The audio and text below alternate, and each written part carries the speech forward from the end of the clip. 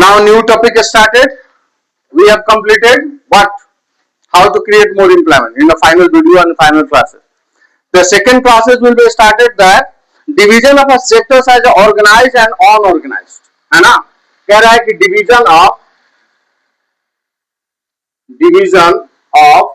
sector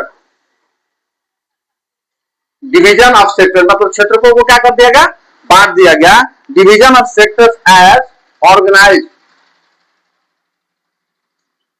and unorganized.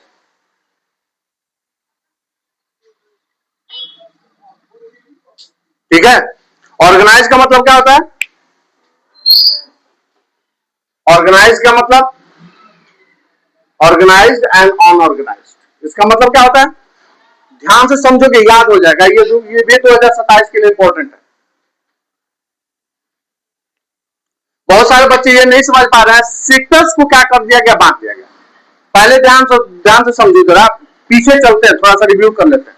Some parts we have to review to understand this particular topic, है ना? तो हम लोगों ने पहले पढ़ा हुआ है sectors of Indian economy.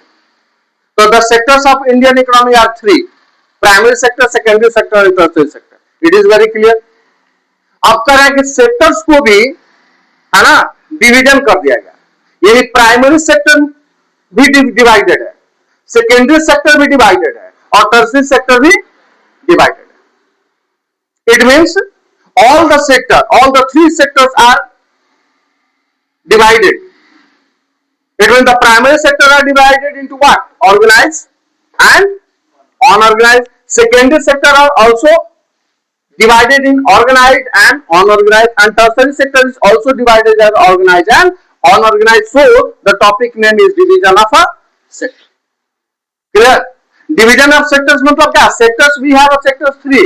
We have 3 sector.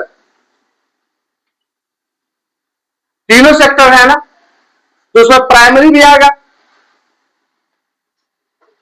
Primary, secondary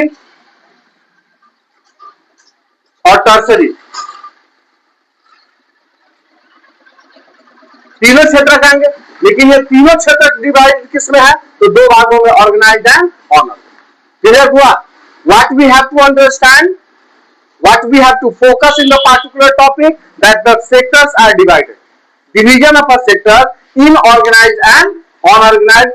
It means primary, secondary and tertiary, all the 3 sectors are divided into 2 parts. That is known as the organized and unorganized.